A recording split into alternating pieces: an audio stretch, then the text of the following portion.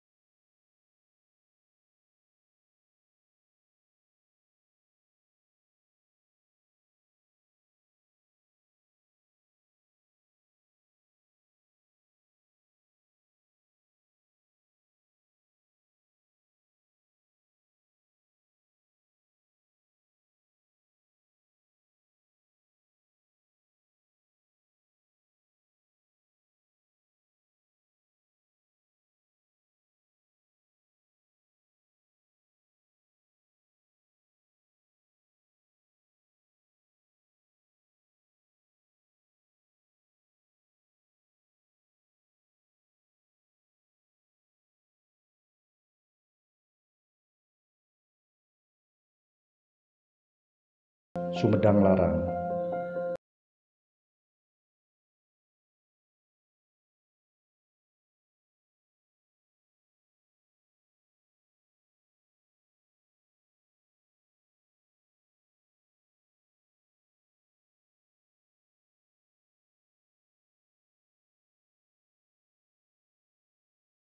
Seluruh isi-isinya, termasuk gedung-gedung, pusaka-pusaka leluhur, tanah-tanah, bangunan-bangunan, situs-situs, naskah-naskah, prasasti-prasasti, dan lain sebagainya, telah diwakafkan oleh Pangeran Arya Surya Atmaja.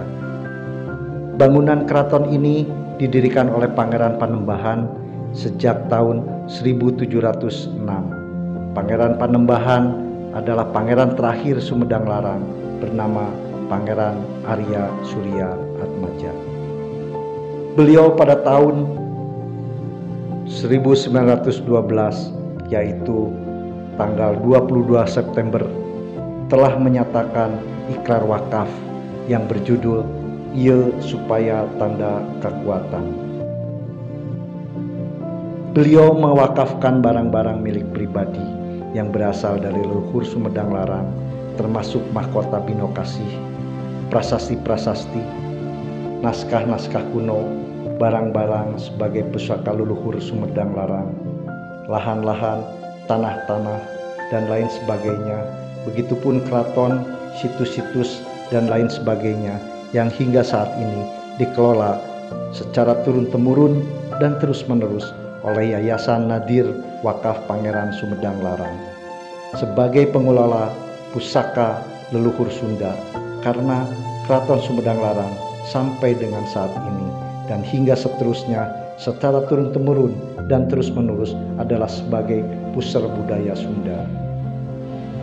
Dalam ikrar wakaf Pangeran Arya Surya Atmaja beramanat agar barang-barang yang diwakafkannya tidak boleh diwariskan, tidak boleh digugat oleh siapapun juga, tidak boleh dijual, tidak boleh dirubah-rubah, tidak boleh ditukar-tukar dan diganti-ganti.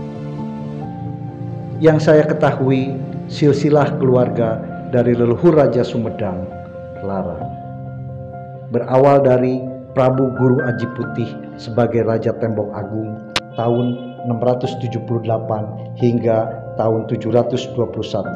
Dilanjutkan oleh putranya bernama Prabu Tajimalela sebagai Raja Sumedang Larang I pada tahun 721 hingga 778.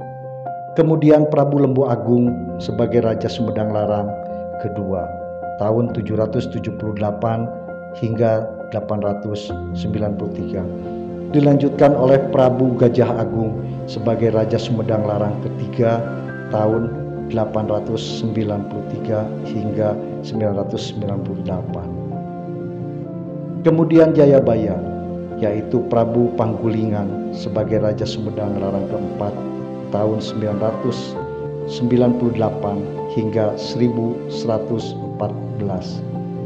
Prabu Mertalaya sebagai Raja Sumedang Larang kelima tahun 1114 hingga 1237. Tirta Kusuma atau Sunan Tuakan sebagai Raja Sumedang Larang ke-6 tahun 1237 hingga 1462. Nyimas Patuakan sebagai Raja Sumedang Larang ke-7 tahun 1462 hingga 1530. Nyimas Ratu Inten Dewata atau Ratu Pucuk Umun atau Pangeran Santri sebagai Raja Sumedang Larang ke-8 tahun 1530 hingga 1578. Kemudian Prabu Gesan Ulun atau Pangeran Kusumadinata II atau Pangeran Angkawijaya sebagai Raja Sumedang Larang ke-9 tahun 1578 hingga 1601. Sekarang Kerajaan Sumedang Larang menjadi sejarah bagi leluhur Sunda dan diteruskan menjadi Keraton Sumedang Larang sebagai pusat budaya Sunda secara turun-temurun dan terus-menerus. Nuhun ya, terus katampi abdi terus kadieunya di nanti di naonnya itu ditampi ku raja, kerajaan atau keraton di dia. Ieu teh abdi teh hoyong terang ya. Silsilah terus sejarah Sumedang dugikeun ka sejarah awal sampai sekarang gitu ya. Dari kerajaan lah disebutna kerajaan, keraton, patih, raja, nanti tadi teh Arya ya Pak. Mantren. Eta teh kumaha eta teh? Siap. Demikian teh. Upami sejarah kerajaan Sumedang Larang mah Cari kan panjang memang sejarahnya. Dikawitan dari cari kan. Prabu Guru Aji Putih. Prabu Guru Aji Putih teh ngabentuk padepokan Tembong Agung. Di Tembong Agung ieu cikal bakal berdirinya Kerajaan Sumedang Larang. Raja pertama Sumedang Larang nyaeta Prabu Tajimalela, putra dari Prabu Guru Aji Putih.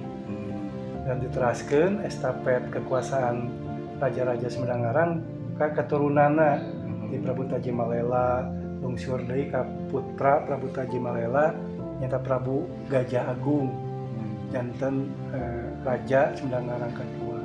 Di Prabu Gajah Agung lungsur deui ka Prabu Pagulingan, ka Sunan Guling, ka Sunan Tuakan, ras dilajengkeun deui ka Ratu Nyimas Patuakan, satacana mah Ratu Raja Mantri, namun sakedap kemarin nikah sareng Prabu Siliwangi. Ratu Raja Mantri ngiring ka suami ka Kerajaan Galuh Pakuan. Sumedang Larang dilungsurkeun ka raina Raja Mantri nyata Ratu Nyimas Patuakan. Tati Ratu Nyimas Patuakan lungsur deui ka Ratu Pucuk Umun Sumedang. Tidinya teras ka Prabu Gesan Ulun. Nah, memang di dalam sejarah Kerajaan Sumedang Larang tercatat ada perpindahan ibu kota 11 kali. ibu kota Sumedang itu kawitna di Kampung Muhara Dama Raja di Ratu Pucuk Umum diteraskeun Raja Sumedang nyata ka Prabu Gesan Ulun. Nah, Prabu Gesan Ulun anu nampi pamasrahan mahkota Sanghyang Pakibinokasi di Kerajaan Sunda Pajajaran ka Sumedang kumantenna tu Prabu Gesan Ulun katampina ditampi di ibu kota Sumedang di Kutamaya. Oh, Kutamaya ya, Kutamaya. Pada tanggal 22 April 1578. Nah, mahkota ini merupakan simbol daripada legitimasi kekuasaan Sunda tertinggi.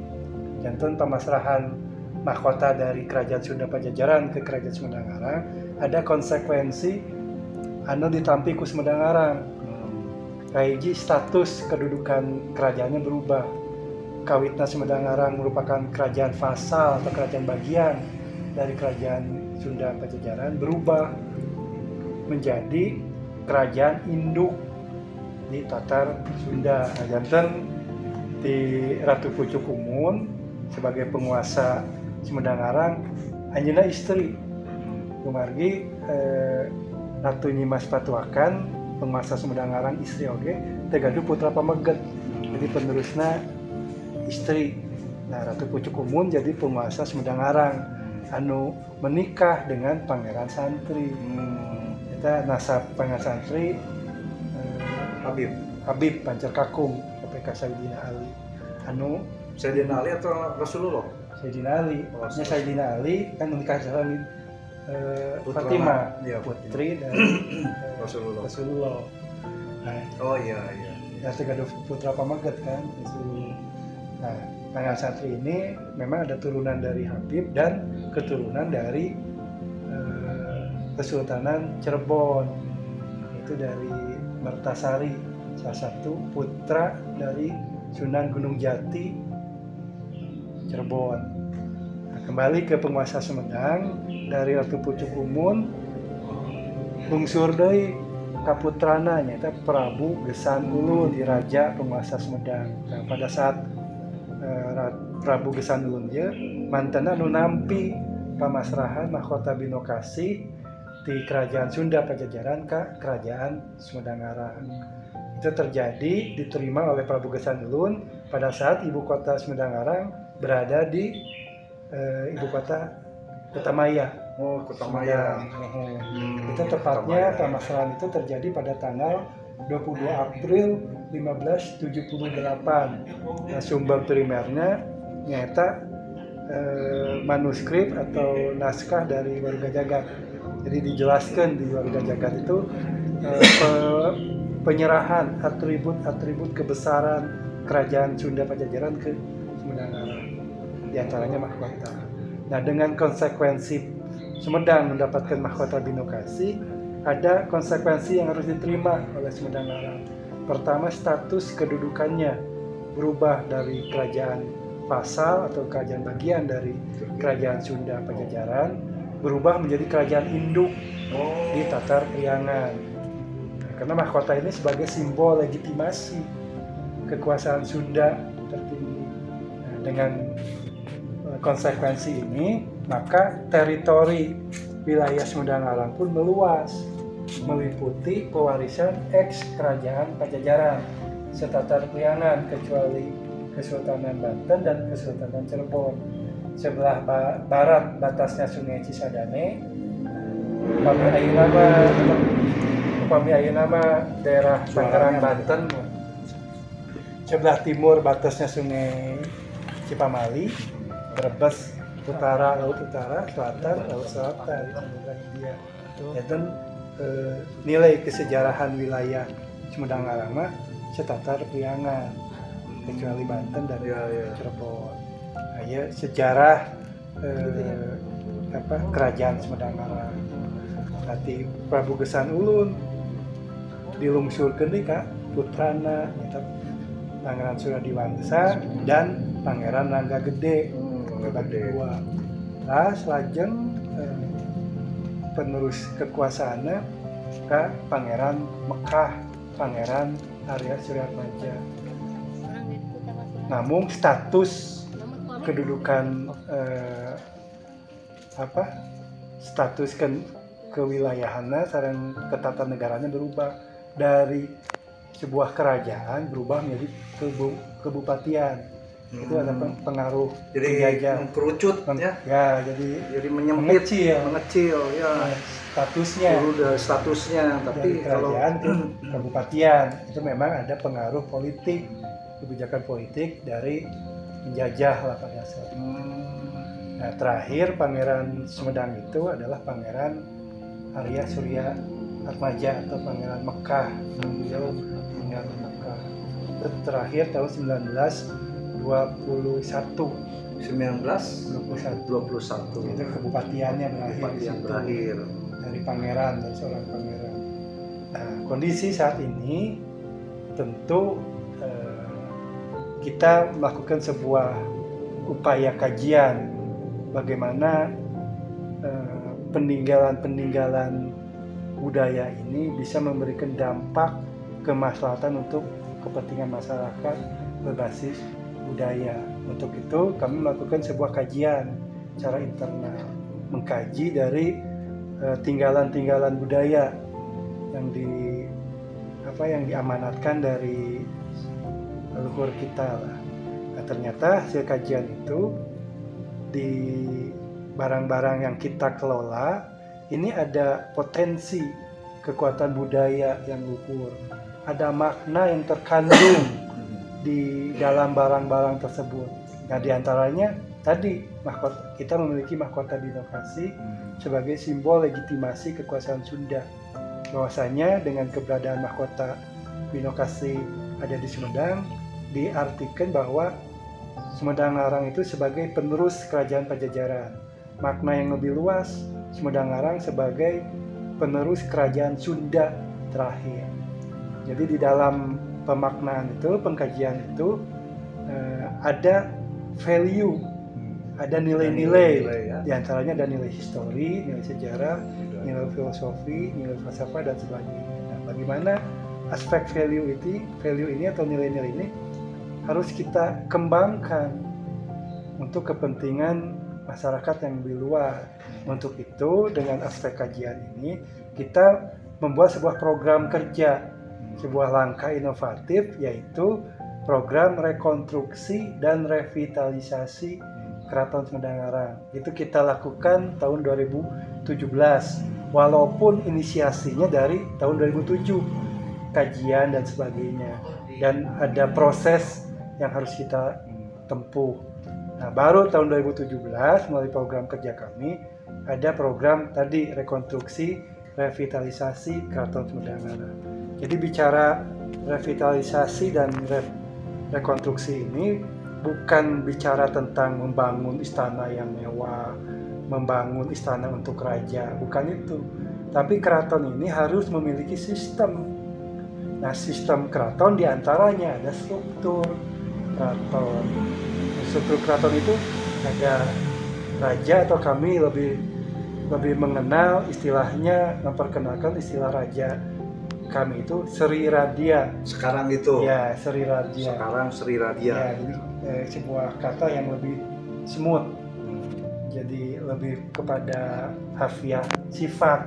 Jadi Sri Radia itu pemimpin dari para raden. Dan dari Sri Radia, struktur tersebut ada turunannya, ada Mahapati, ada Radia Anom, ada mantri-mantri, dari mantri ada kementerian-kementerian. Bahkan kita ada struktur juga tentang kewiraan atau keprajuritan, namanya Wirayuda Keraton Sumedang Larang. Nah, ini sudah dibentuk struktur. Nah, sistem itu selain struktur tentu ada panata keraton, perangkat keraton, ada maksud, tujuan, visi misi keraton, ada renstra atau rencana strategis keraton. Nah, sehingga kedudukan keraton ini hadir setiap saat untuk menjalankan fungsinya sebagai sentrum budaya, sebagai pusat pengembangan pelestarian budaya. Sehingga kedudukan Keraton Sumedang Larang tidak lagi bersifat seremoni dan insidentil. Nah, dulu sebelum ada rekonstruksi, kedudukan keraton kami masih bersifat insidentil. Sewaktu-waktu apabila ada event-event budaya.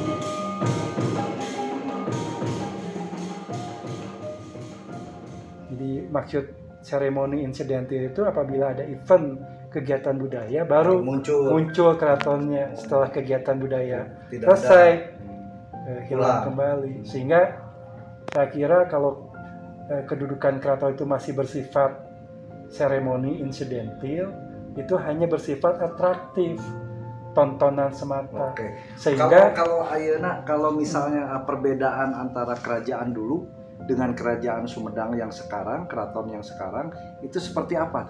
ya tentu ada perbedaan ya.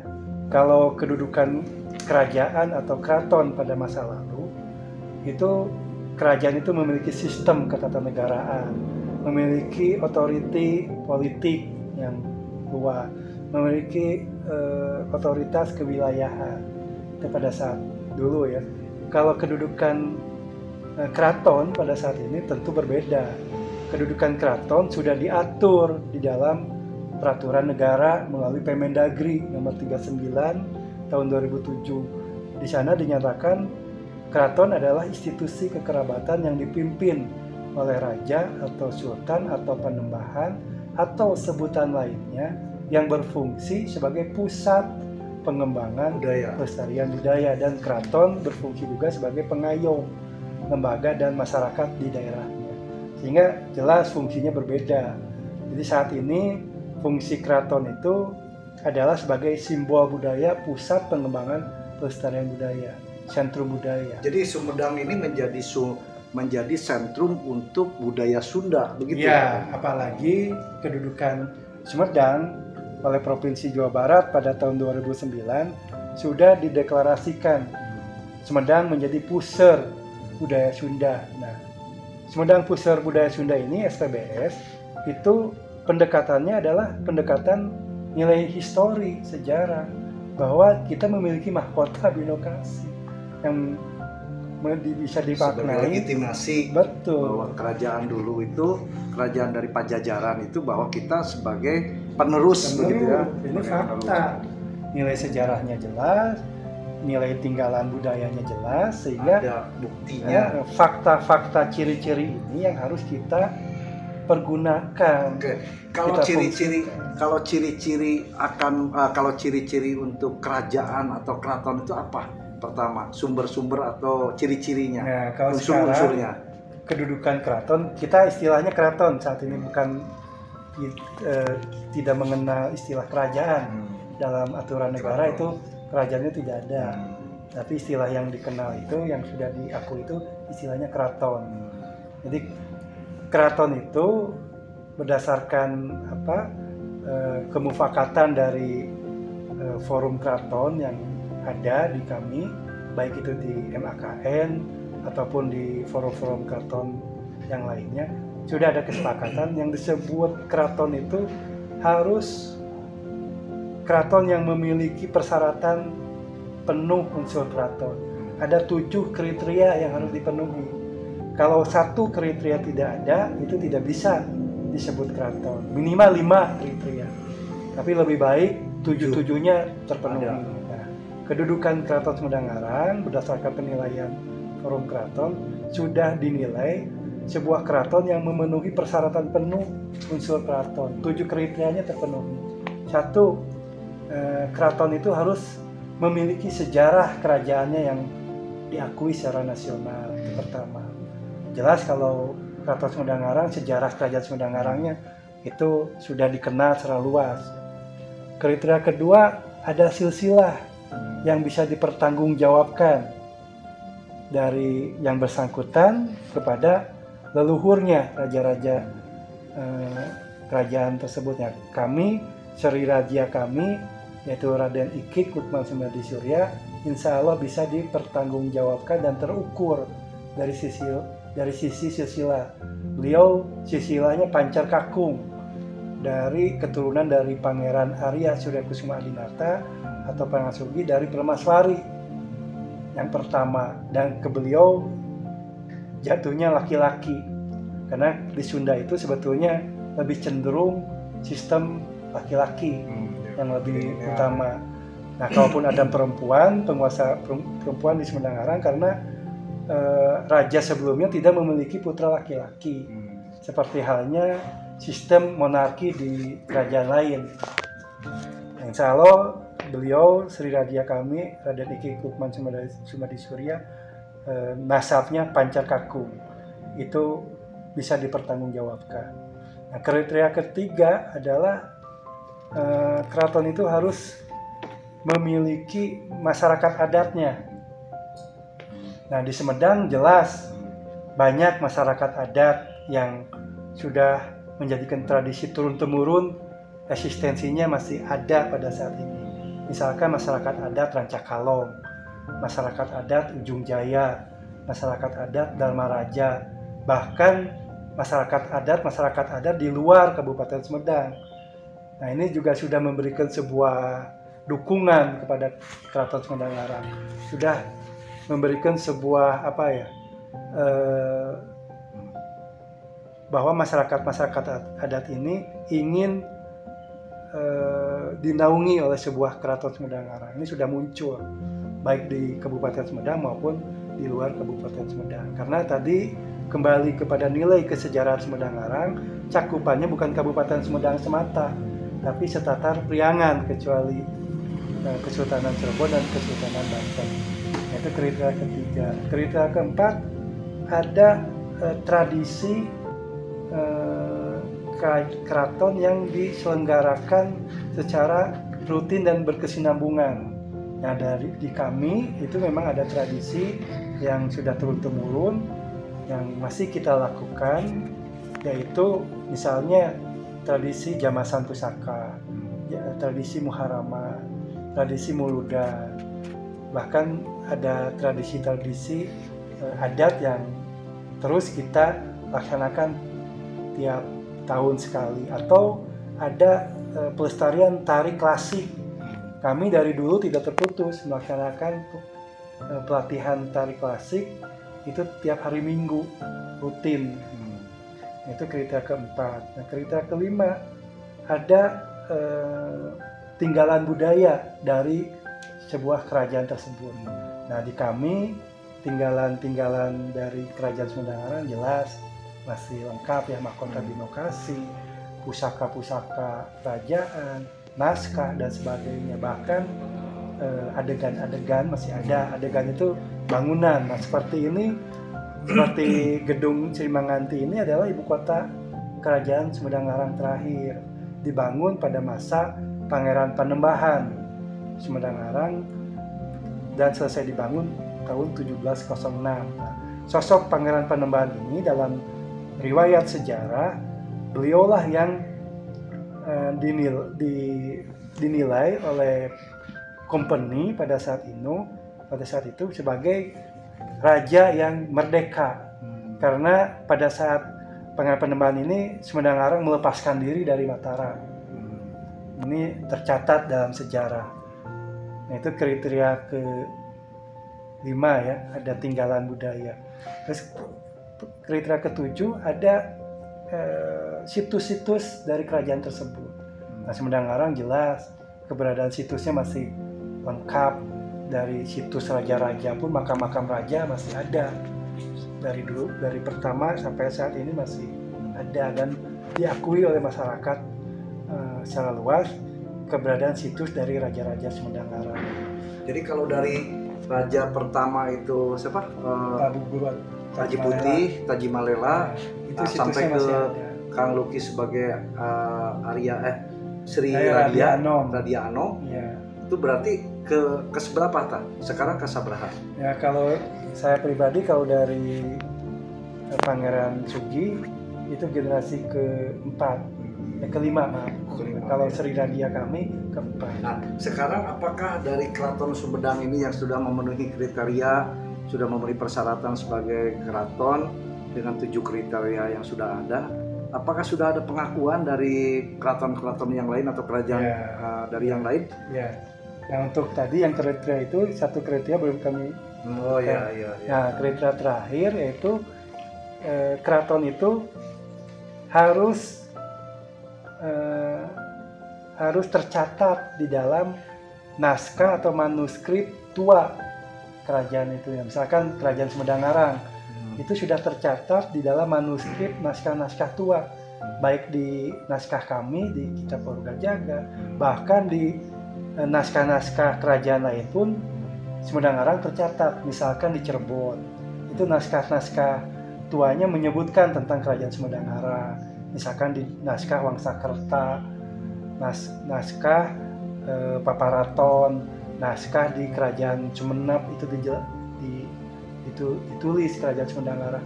Naskah-naskah tua di Kerajaan Jogja, Sumedang-Larang tercatat di dalam naskah-naskah. Nah, ini 7 kriteria yang terpenuhi oleh Sumedang-Larang, sehingga potensi-potensi ini, kriteria-kriteria ini bisa menjadikan sebuah kekuatan bagi sebuah keraton.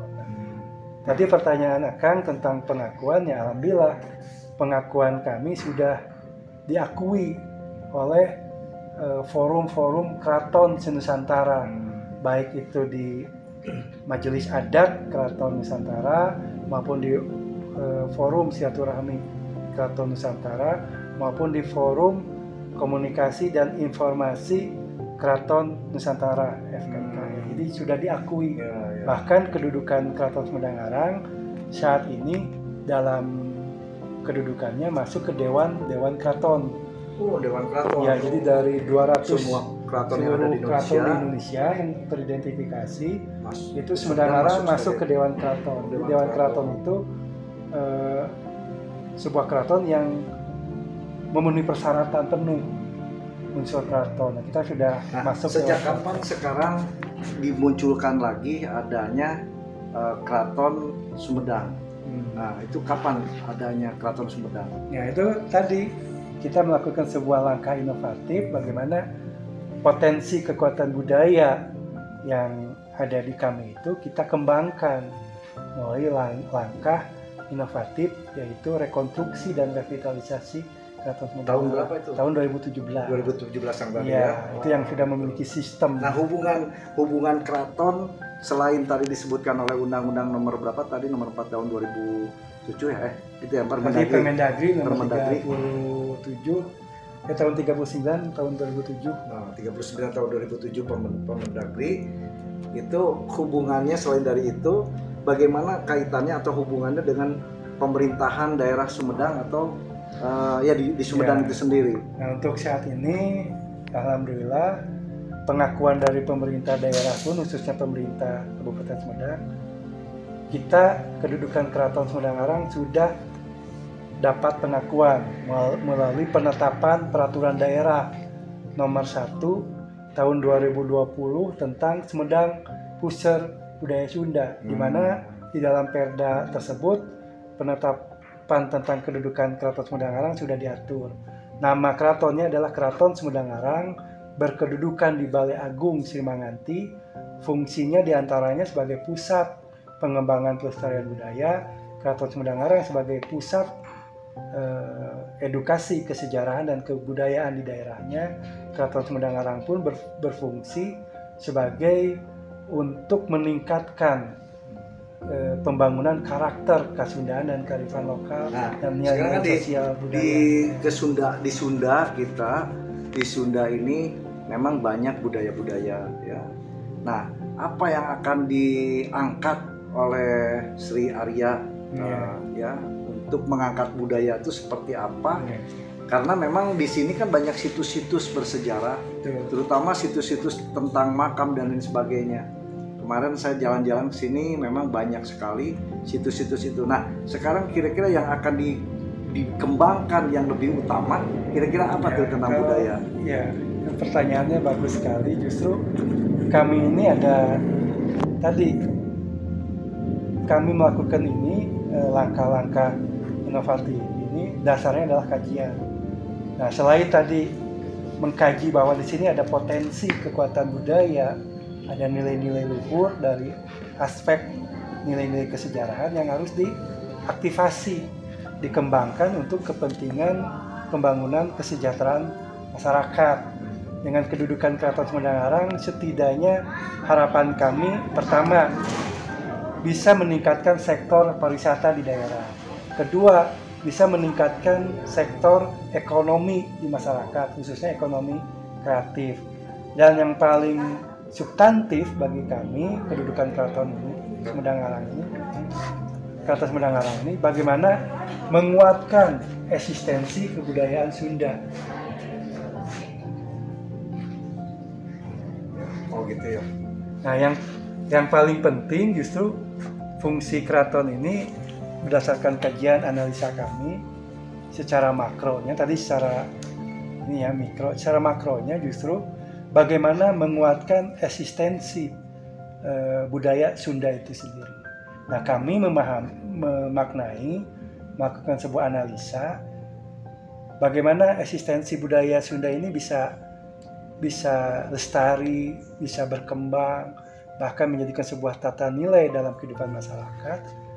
Kami mengacu bahwa budaya ini harus memiliki sentrum.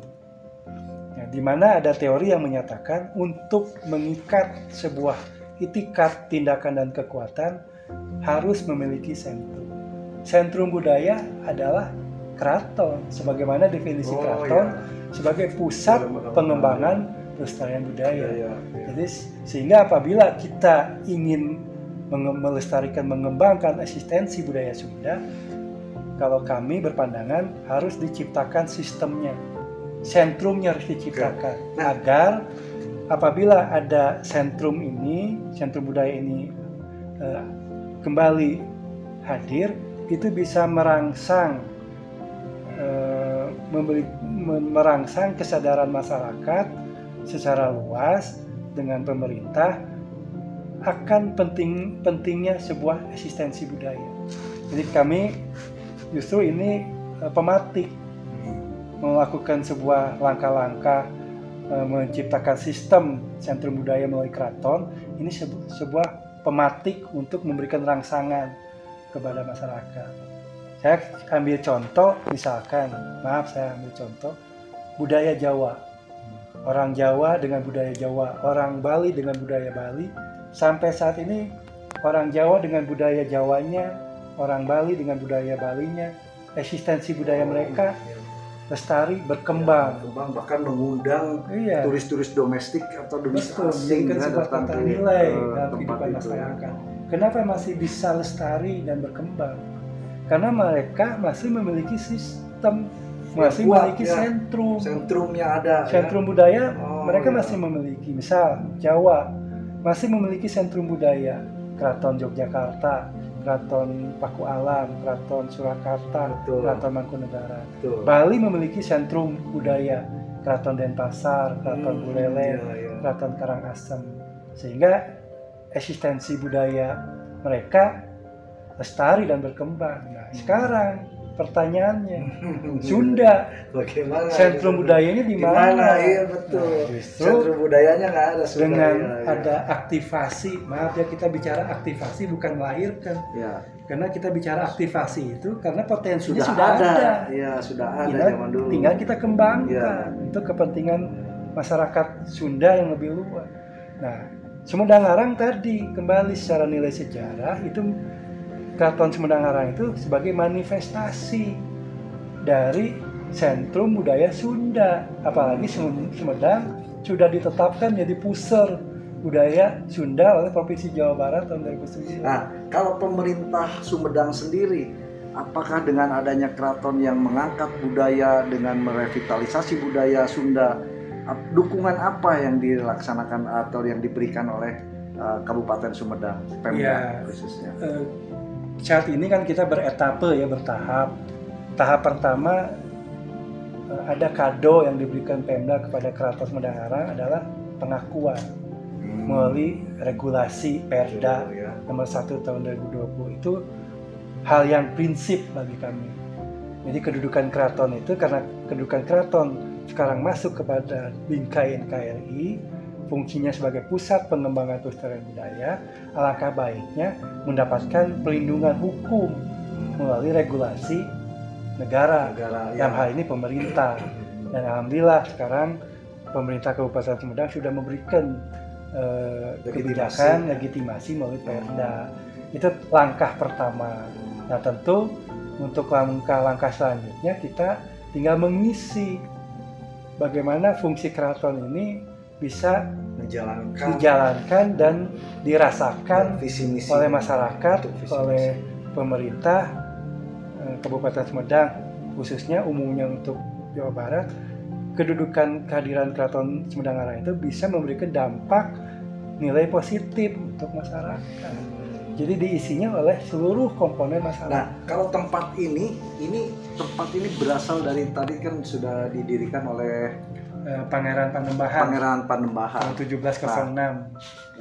Berapa? 1706. Nah, pada saat ini kan kelihatan waktu saat itu mungkin vakum ya sampai sebelum kita tahun 2017 putus. Nah, tempat ini dikuasai siapa dulu?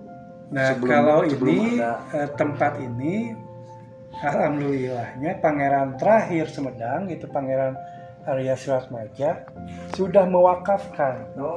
Jadi dalam ikrar wakafnya jelas yang diikrarkan tanggal 22 September 1912 dengan judul "Ieu supaya jadi tanda kekuatan". Nah, beliau mewakafkan barang milik pribadi anu asal pusaka disempuh sareng usaha kaula nyalira. Jadi jelas barang milik pribadi yang diwakafkan. Nah, barang-barang yang diwakafkan itu diantaranya ada barang-barang yang berasal dari peninggalan Sumedang Larang. Misalkan mahkota binokasi itu udah wakaf. Wakaf jelas. Pusaka-pusaka raja-raja sudah wakaf. Termasuk gedung Cimanganti, gedung Bumi Kale, dan area lahan di area kompleks ini sudah wakaf. Sehingga kedudukan wakaf ini lestari. Jadi kalau wakaf itu kan ditunda pokok, dioptimalisasi pemanfaatannya untuk kemasyarakatan dan untuk umat yang luas budaya. Sehingga kalau wakaf ini sudah tidak memiliki status kepemilikan, sudah turun temurun. Siapapun jadi Sri Arya Radia ini pasti tetap wakaf ini melekat gitu ya. Jadi kedudukan statusnya tidak ada bentuk kepemilikan, baik bentuk dimiliki oleh keluarga itu sudah bukan, maupun bentuk dimiliki oleh pemerintah pun bukan. Karena wakaf itu sudah memiliki otoritas aturan wakaf tersendiri. Nah, sekarang hanya hak pengelolaan. Untuk membiayai kegiatan atau keraton ini, sumber biayanya dari mana? Nah, kalau sementara ini karena tadi bertahap kita sumber pendanaan yang utama ini masih disokong oleh pengelolaan wakaf. Ya, kebetulan wakaf ini dikelola saat ini karena sudah menyesuaikan dengan amanat Ikrar Wakaf Pangeran Suratmaja dan aturan Undang-Undang Wakaf nomor 41 tahun 2004 sudah mengikuti aturan yang berlaku, maka wakaf ini dikelola oleh Yayasan Najir Wakaf Pangeran Sumedang. Jadi dikelola Najir Wakaf Pangeran Sumedang. Oh, itu yang mengelola wakaf. Nah, bagaimana wakaf ini bisa memberikan dampak maslahat, bagaimana wakaf ini harus menjadikan wakaf yang produktif? Tentu dari sisi fungsi peruntukan tadi ada aspek budaya yang kita kembangkan. Lahirlah produk program kerja yaitu rekonstruksi revitalisasi Keraton Sumedang Larang. Ini kalau kegiatan bisa dikatakan wakaf produktif. Kalau kegiatan bulanan, mingguan, bulanan, tahunan di Keraton Sumedang ini ada konsep untuk bulanan, mingguan, seperti apa misalnya satu minggu tatabehan gitu? Itu kalau dari kami itu karena kita sudah memiliki sistem itu Panata Keraton itu sudah aktif untuk menjalankan fungsinya, masuk untuk pelestarian budaya pun kita tingkatkan. Tadi sudah saya sebutkan tiap hari Minggu ada pelatihan tari klasik rutin tiap hari Minggu. Tapi kita juga kita tingkatkan dengan program-program kerja atau program kegiatan budaya lainnya. Bahkan kita kembangkan juga program keagamaan, karena bagaimanapun juga kedudukan Sumedang Larang itu tidak bisa terpisahkan dengan perjuangan syiar Islam dari raja-raja maupun keturunan dari Sumedang Larang. Itu sektor keagamaan pun sangat kuat sebagai syiar keagamaan. Jadi kita juga ada kegiatan-kegiatan budaya dan kegiatan-kegiatan agama. Kita sekarang justru lebih banyak aktivitas, ada aktivitas budaya dan agama rutin. Misalkan untuk aktivitas budaya agamanya, kita juga mengkaji dari aspek naskah-naskah yang berada di Keraton Sumedang Larang, yang berada di Museum Prabu Gusatri. Kita kaji isi naskah itu, kita buka. Ternyata banyak juga naskah-naskah yang berisi tentang nilai-nilai keagamaan. Itu kita kaji, kita buat isinya, dan kita lakukan rutin tiap bulan. Misalkan ada naskah Torekot, kita juga amaliyahkan setiap bulan sekali pada hari Minggu kedua. Dan sekarang sudah 3 bulan kita juga mengkaji naskah Warga Jagat, rutin kita buka pada hari Sabtu minggu pertama. Hari Sabtu minggu pertama kita buka, dan itu dibukanya oleh para ahli. Kalau bukti-bukti atau hibah-hibah berupa buku-buku, tulisan-tulisan yang sifatnya kertas itu masih ada? Masih ada. Yang seperti di museum itu ya? Iya, itu kita disimpan di perpustakaan ya. Nah, kalau untuk masyarakat masuk ke ke museum-museum ada? Ada, itu bisa dilakukan kunjungan. Jadi sebelum, mungkin gini ya, saya dapat mengisahkan bahwa sebelum adanya dibentuk atau keraton tahun 2017 ya, 5 tahun yang lalu, mungkin ini kita hanya sebagai museum saja, museum ya, yang dikelola oleh yayasan itu. Iya. Kalau museum kan, padahal kita mempunyai benar-benar fakta bukti adanya prasasti-prasasti maupun ada bukti-bukti seperti Banokasi gitu ya. Tapi memang waduh luar biasa. Grade yang kita kelola itu sebetulnya tidak sebatas grade permusiuman. Jadi bukan sebatas grade permusiuman. Potensi yang kita kelola itu bisa kita tingkatkan grade-nya, yaitu dengan keraton. Jadi kedudukan keraton ini sebetulnya sebuah wadah yang representatif yang bisa memiliki kemampuan untuk memiliki kemampuan daya ungkit untuk menegakkan nilai dan marwah budaya. Dengan wadah keratonnya bisa diwujudkan. Tapi kalau dengan wadah museum atau yayasan, itu wadah yang belum memiliki kemampuan daya ungkit untuk menegakkan sebuah nilai dan marwah budaya. Karena museum itu identik dengan penyimpanan benda koleksi dan narasi sejarah. Yayasan badan hukum yang bergerak di bidang sosial, kemanusiaan dan keagamaan. Sehingga kedua wadah ini belum memiliki kemampuan daya ungkit untuk menegakkan nilai dan marwah budaya. Tapi kalau kita menggunakan wadah keraton, itu presentatif. Wadah yang memiliki kemampuan daya ungkit untuk menegakkan nilai dan marwah budaya. Oke. Kalau tulisan-tulisan seperti ini bisa dari mana ini? Raja ini, bentar ya. Dari mana nih? Nih, Nah, tulisan kalau ini sebuah amanat dari Pangeran Arya Surya Kusuma Atmaja. Pangeran Arya Surya Atmaja yang berjudul Baris ini Surya Kasagala. Atmaja tuh ya. Ya, Oh ya. di judulnya atas. Baris Kasagala Barudak Sunda. Amanat ini dibuat oleh Pangeran Arya Surya Atmaja pada tahun 1920. 1920. Nah, amanat inilah sebetulnya bagi kami sendiri ini ada sebuah pintu masuk atau password. Oh, Bagaimana iya, kami iya. melakukan sebuah kajian, ada langkah-langkah inovatif yang harus kita wujudkan. Sebetulnya kami membaca dari sini. Jadi ada tinggalan budaya Pangeran Surya Atmaja yang kita kaji. Ada dua tinggalannya. Pertama, wakaf beliau yang diikrarkan 22 September 1912 dengan judul "Ieu supaya jadi tanda kekuatan". Nah, di antara wakaf beliau itu selain tanah sawah, darat, ada barang yang berasal dari peninggalan Sumedang Arang. Itu tinggalan Pangeran Surya Atmaja wakafnya. Yang kedua, tinggalan budaya yang kami telah juga yaitu amanatnya yang berjudul Baris Kasagala Barudak Sunda.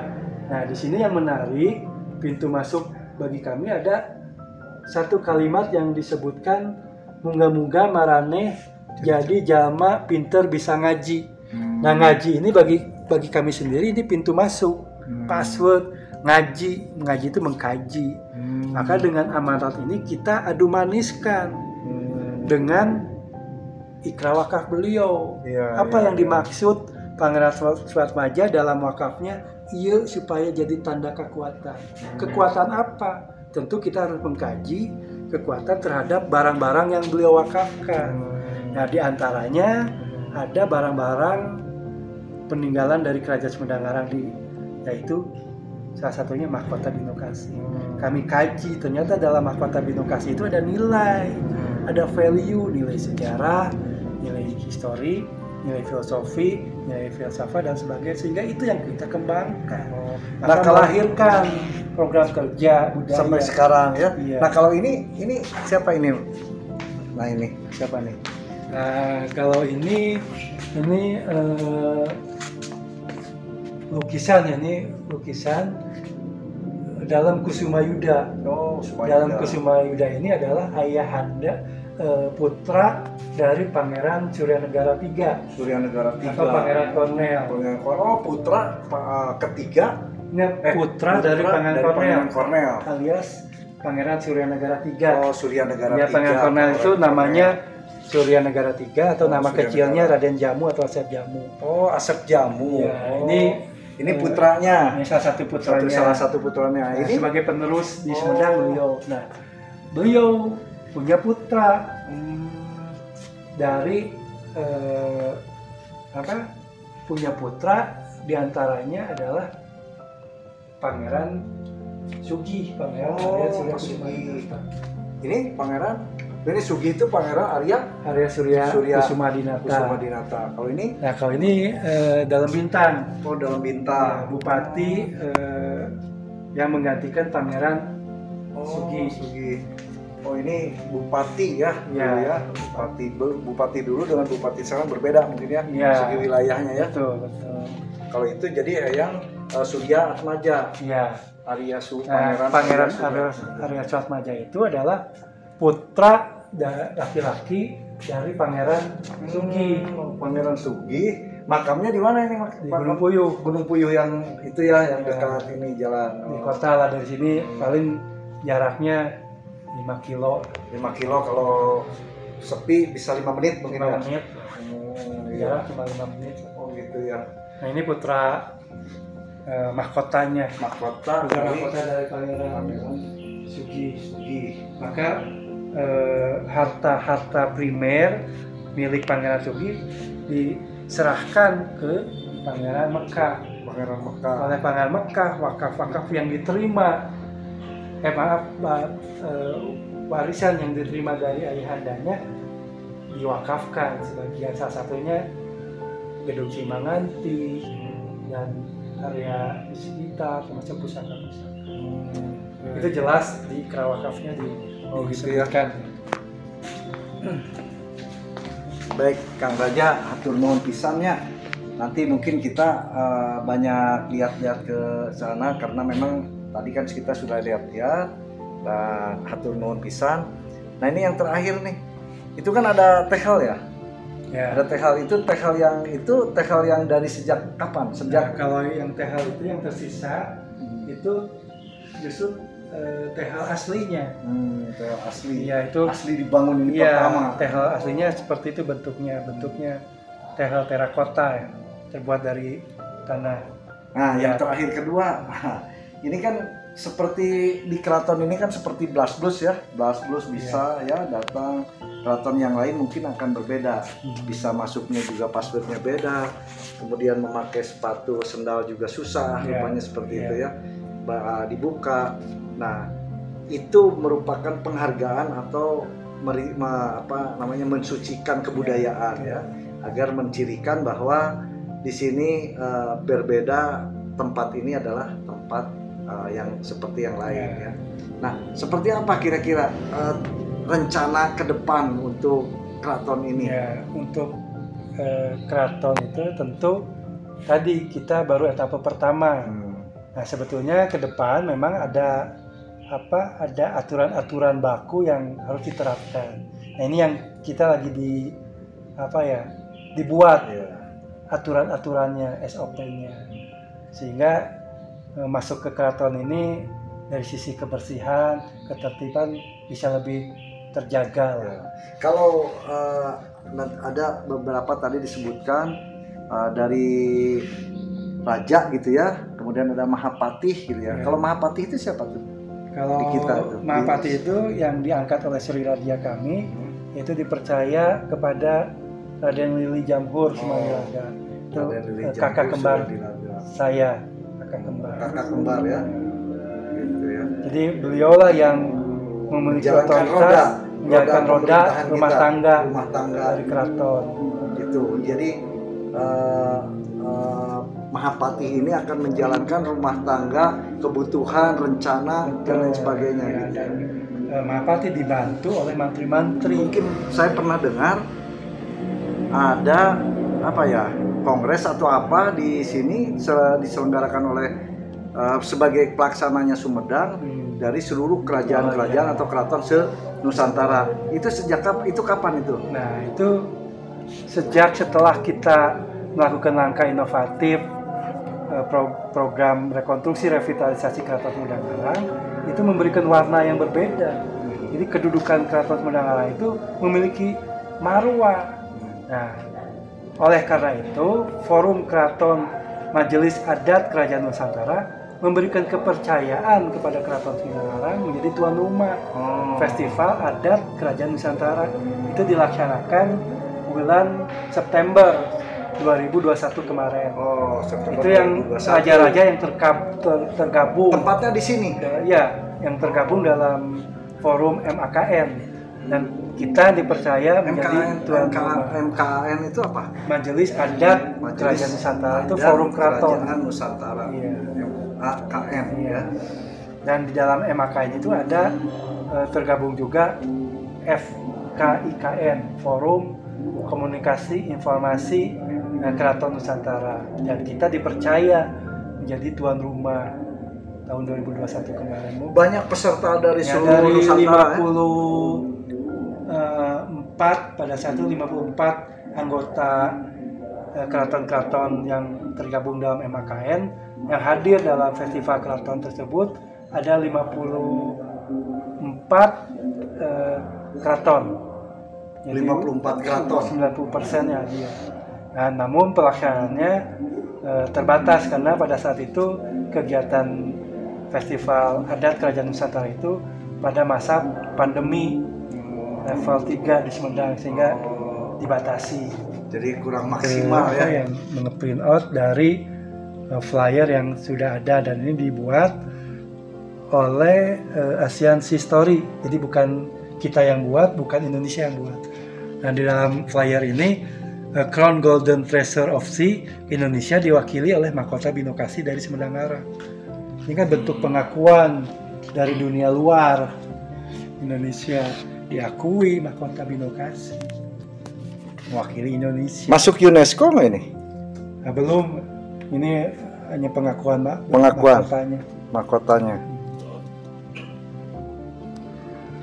Jadi pengakuannya ini pertama mahkota binokasi ya. Iya. Ini kemudian Mewakili dari Indonesia. Thailand ini ya, Thailand, terus Myanmar, Vietnam, Filipina, Vietnam, Brunei, Filipina, Kamboja. Brunei, Nah, Kamboja. dari mahkota dari Asia ini yang paling tua mahkota binokasi abad ke-7. Abad ke-7. Dan bentuk mahkotanya hampir menyerupai, hampir sama. Jadi kami memiliki keyakinan justru mahkota atau kerajaan-kerajaan di Asia atau di tempat lain itu dipengaruhi oleh kerajaan yang ada di Nusantara. Saya meyakini itu.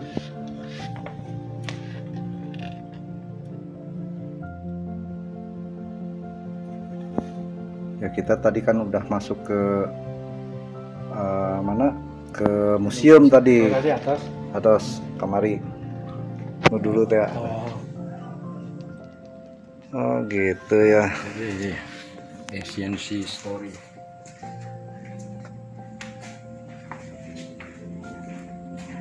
Coba cari di Google eta ieu na. Institusina.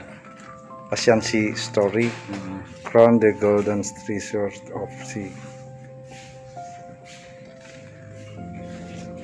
Oke, nah teman-teman ya, ini alhamdulillah saya sudah ketemu dengan raja dari Keraton Sumedang ini. Nanti saya akan jelaskan. Tetap teman-teman ikuti saya perjalanan saya di sejarah Sumedang Larang. Bagaimana nanti kisahnya, kami mohon untuk didukung teman-teman. Terima kasih teman-teman. Assalamualaikum warahmatullahi wabarakatuh. Waalaikumsalam. Sampurasun, Bang.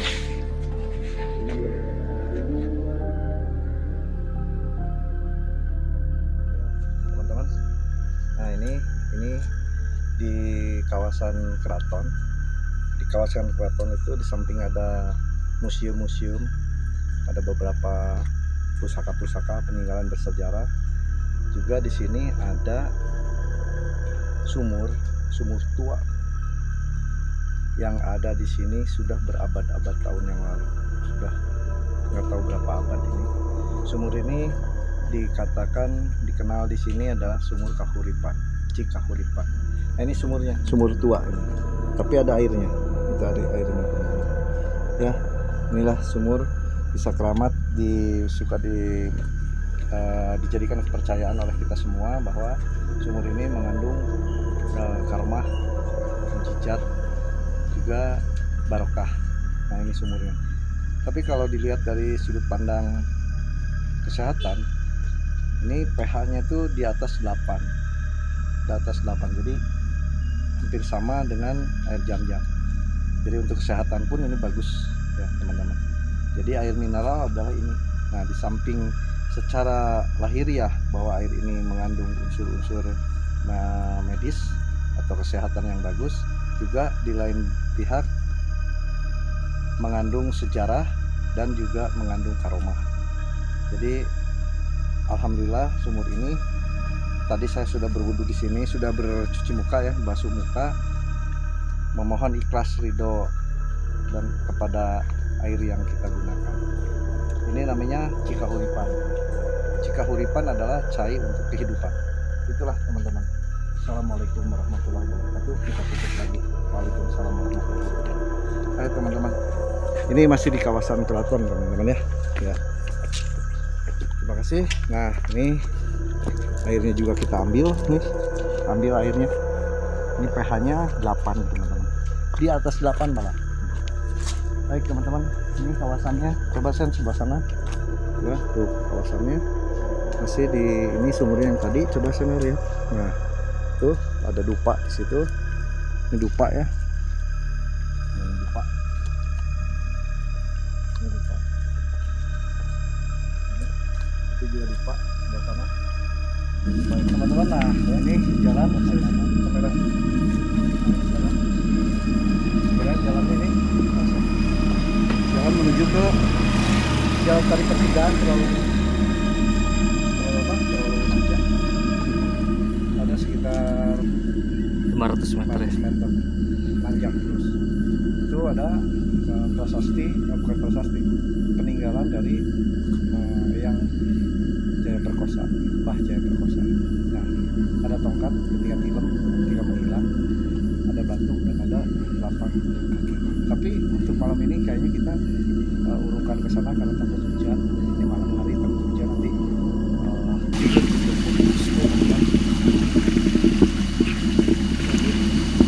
Nah, ini teman-teman, ini namanya Cai Kahuripan. Ya. Ini mata air keramat di Kahuripan. Ini di sini ya, Kahuripan. Mari teman-teman.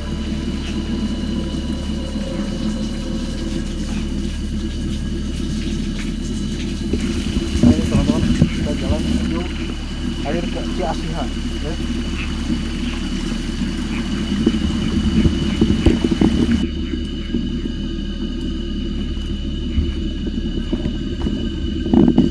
Gelap ya teman-teman, gelap nih, tempatnya gelap, menanjak teman-teman.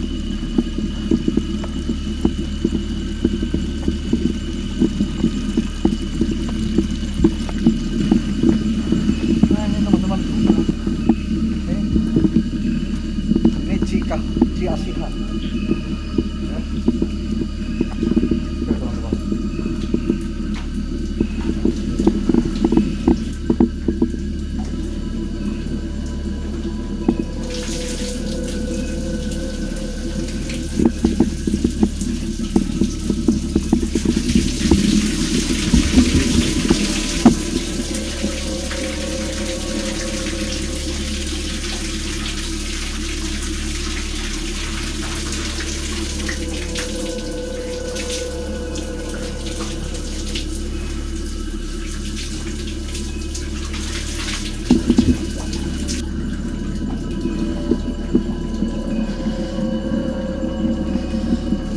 Yang tadi saya katakan bahwa untuk memberikan cahaya ya, cahaya itu Ciasihan, cahaya dari Nur Muhammad itu, dan di kejayaan itu memang saya sangat kekuatan jaya, hanya yang Jaya Perkosa. Nah, di sana ada peninggalannya, yaitu peninggalannya tongkat dan batu. Beliau ini film itu menghilang seperti Nabi Khidir hilang ya. Jadi ada cirinya ada, yaitu cirinya itu batu dan tongkat dan telapak kaki. Itu yang saya ketahui, dan dari beberapa sumber juga memang mengatakan seperti itu. Jadi awal dari bagaimana Prabu Pesawat turun bisa pindah ke daerah ini, ke Daya Luhur namanya. Daya itu artinya kota ya, kota di atas, luhur kota di atas. Daya kota di atas. Daya itu kota, luhur di atas. Atas itu namanya luhur. Luhur itu atas. Jadi Daya Luhur. Ketika berperang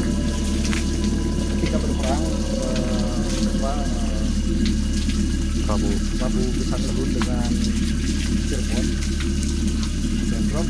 Nah, akhirnya begitu bentrok didatanginlah oleh Tabib yang bernama Mbah Jaya Perkosa. Mbah Jaya Perkosa sebelum bertempur menitipkan pesan. Ini bertempur kalau sekarang pakai WA, kalau dulu nggak WA. Ini saya akan saya nanam di sini hanjuang. Hanjuang itu tanaman ya. Ini hanjuang ditanam. Kalau hanjuang ini mati, berarti saya gugur. Kalau hanjuang ini hidup, berarti saya masih hidup. Ternyata begitu hanjuang itu ditetapkan hidup, masih hidup, tapi ternyata rajanya pindah ke sini gitu. Nah, begitu menang perangnya, Mbah Jaya Perkosa menang perang. Ternyata dari situ begitu pulang ke keratonnya, kerajaannya sudah nggak ada, pindah ke sini. Nah, akhirnya disusul ke sini, film lagi ini karena merasa, singkat ceritanya, karena merasa dia itu sakit hati. Kenapa tidak percaya kepada sampai itu. Nah ini teman-teman, ini Cai Kajayaan. Ini Cai Kajayaan itu sumber dari air gunung. Jadi Desa Kejayaan ini di sini ada 4 mata air. Mata air pertama adalah Kiasihan. Kiasihan itu jadi memberikan asih itu kasih sayang ya. Kemudian ini Kejayaan, jaya terus di mana saja seperti Sumedang Pandang, ini Sai Kejayaan. Kemudian ada Cikahuripan. Cikahuripan itu adalah untuk kehidupan, air untuk kehidupan. Kemudian ada Kadugalan. Kadugalan itu apa ya?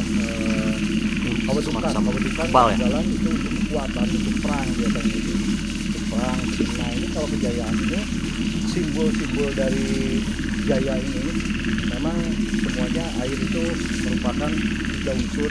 Pertama asihan, kejayaan dengan kehidupan. Itu yang paling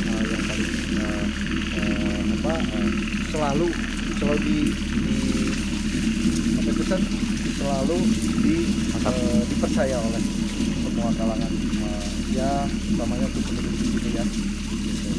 Jadi teman-teman ada yang berwudu di sini, airnya sangat jernih, tapi kalau diperiksa airnya rupanya pH-nya itu sampai 8 kalau menurut saya, 8 plus pH ya. Nah ini airnya sangat bagus dan bisa membawa banyak aromatnya, aromat dari air ini ya. Karena air ini sumbernya awal air ini adalah air yang benar-benar dikelola awalnya oleh kerajaan dulu. Nah, dari kerajaan zaman dulu ke saat ini. Itulah teman-teman rupanya nanti kita lihat di Sai Kahuripan dengan Kiasihan. Kita lihat di Kejayaan teman-teman. Ini bisa dipakai wudhu, bisa dipakai sholat, apalagi untuk mandi ya. Nah, sama sekali ini air yang bawa aroma. Silakan mobil.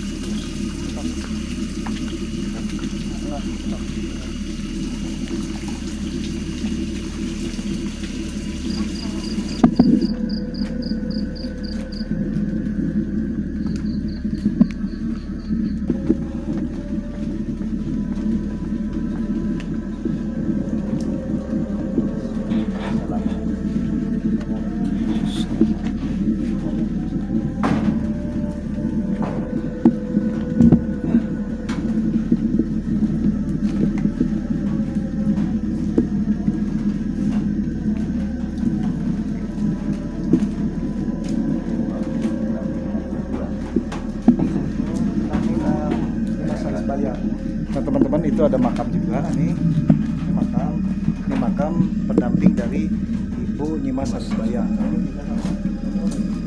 Ini satu ini, nah itu makam Nyimas Salisbaya, istri kedua dari Pak Bukir Sanulun, ya. Pemilik paling itu apa? Oh Cicir. Nah ini Nyimas Salisbaya.